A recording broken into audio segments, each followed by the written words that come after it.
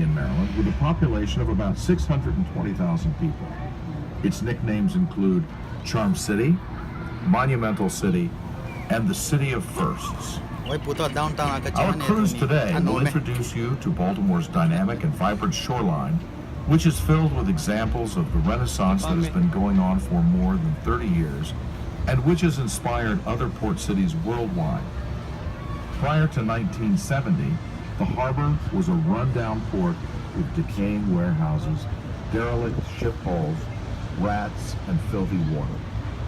The writer H.L. Mencken described it as smelling like a billion polecats. On July 2nd, 1980, Harbor Place opened. This marked a significant step in the revitalization of the inner harbor that began in the 1970s and is still ongoing along the city waterfront today. Industry, which used to line these shores, has moved inland, and its historic buildings and facilities are being redeveloped with a respectful nod to Baltimore's early industrial and seaport heritage. The story of Baltimore's inner harbor is a story of rebirth. As we pull away from the dock, you will see on the right, or starboard, the Maryland Science Center, opened in 1976. It contains a computerized planetarium, hands-on scientific marvels, and an IMAX theater with a 4-story screen.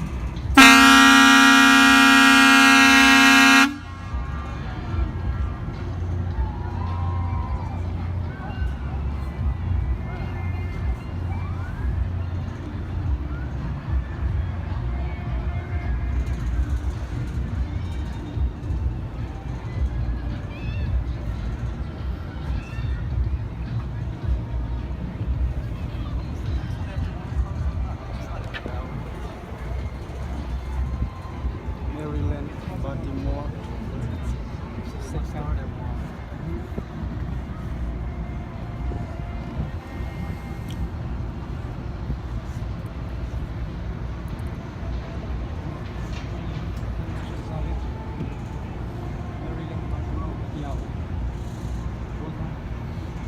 Next on the starboard side, you will see a grassy hill.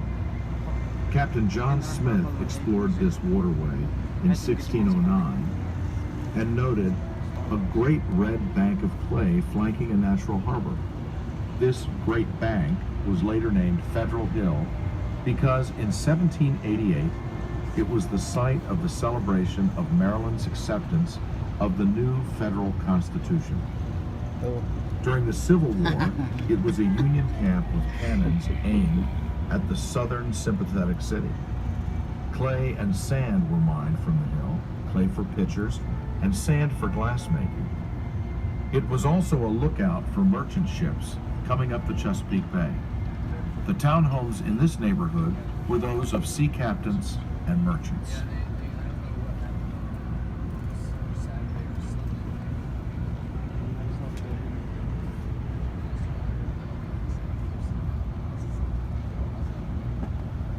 You will also notice the memorial mast of the Pride of Baltimore, a reproduction of a 19th century Baltimore clipper ship built in 1976 to sail the globe as a goodwill ambassador for Baltimore and Maryland.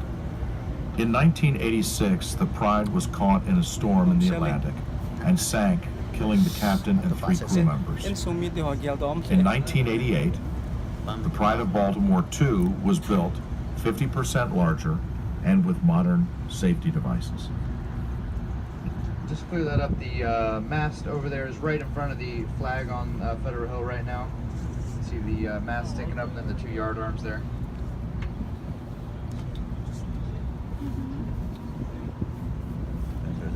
Federal Hills The area to our right was once the site of the Bethlehem Steel propeller yard. For many years, Bethlehem Steel was among the leading steel producing companies in America.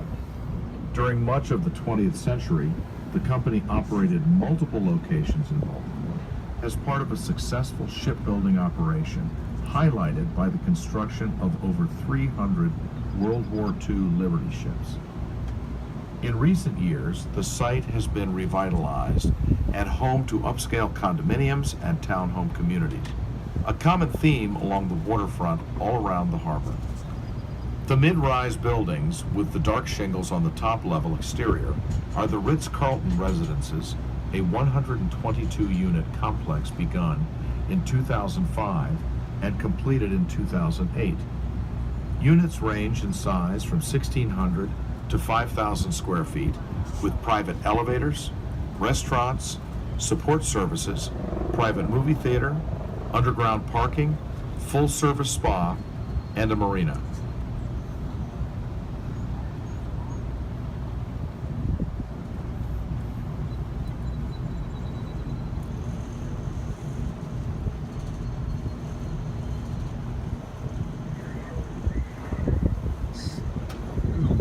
Henge. Jahat sakit tu ya. Mom. Tupi mama. Ome. Akin mulai ke ante. More kan phone di.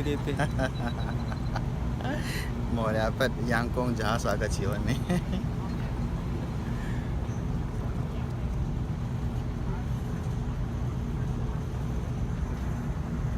Landing nga hola kang on he. Lung din mo kom lai tu leng. Kain jo na mola thang.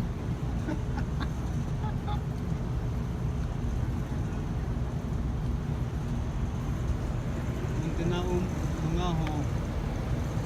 Silung leng mo in kung sumaga kitong lelew. Lin tong naya cham phai ding in sim thu lalin tui bi zonin ka hung obe Adi di jela ni.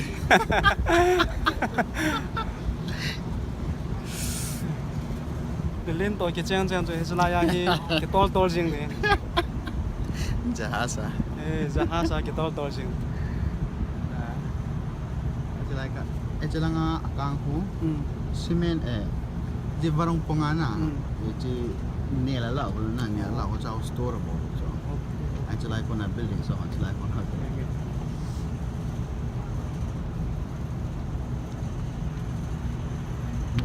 Mora kan mo kon hoya la ke rom te. Mandri la nga ko ni ka ho ai ba long pong na. La ko la ni ma ta.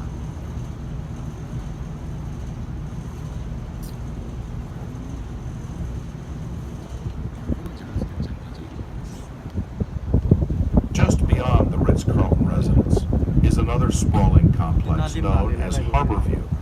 Development of Harborview began in the 1990s with the 29-story building that towers over luxurious low-rise residences. More future development is slated for the community, which also features a marina and a floating swimming pool.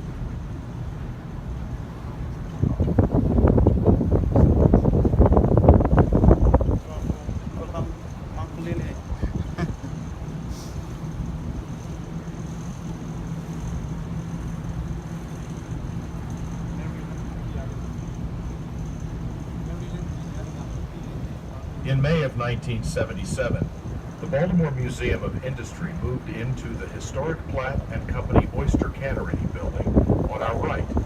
Built in 1865, the Platt and Company Oyster Cannery was one of over 100 canneries situated on and around the city's harbor and is the last one standing.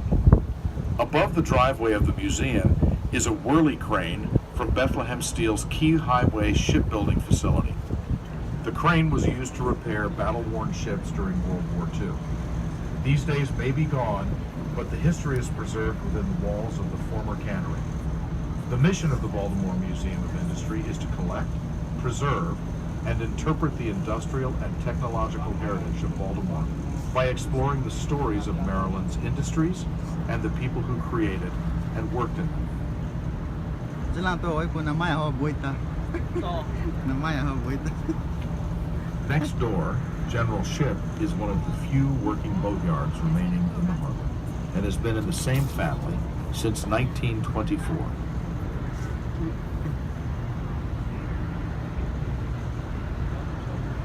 Who hasn't heard of Domino Sugar? This is the largest raw sugar refinery in the eastern United States. The White Building stores 6 million pounds of sugar, which is 1 day's production. Wow. Domino gets its name from sugar cubes the size of dominoes. Every 4 to 6 days, ships arrive with raw sugar cane from South America, the Caribbean, and Africa. Barges also bring raw sugar from the Florida coast. When the molasses and raw sugar are unloaded from the ships, you can smell the sweet sugar. The neon sign is among the largest on the East Coast at over 70 feet tall. Overall, it is comparable in size to a basketball court, and the dot over the letter I is about 6.5 feet tall, or the average height of a professional basketball player.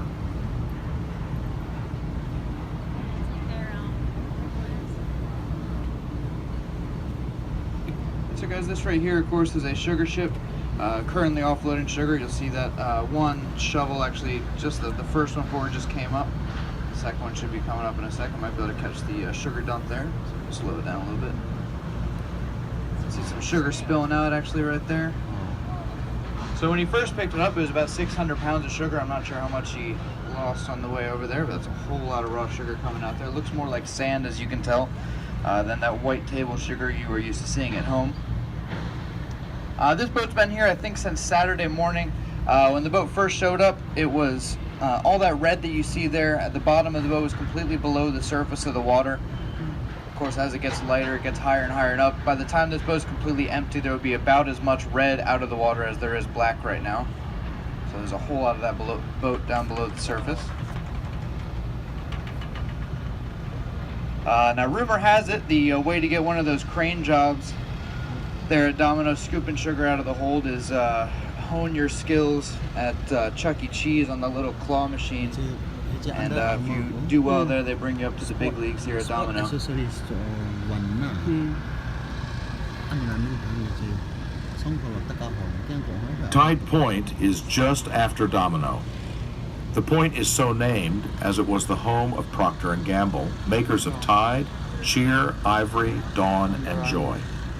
It has been completely renovated by Struver Brothers, a development company which specializes in smart growth and renovations, and is now the corporate campus of Under Armour. Some of the tanks you see here are still used to store molasses. Also along the waterfront is the Immigration Center Memorial. The waterfront building that served as the Immigration Center still stands today, and we will point it out a little later.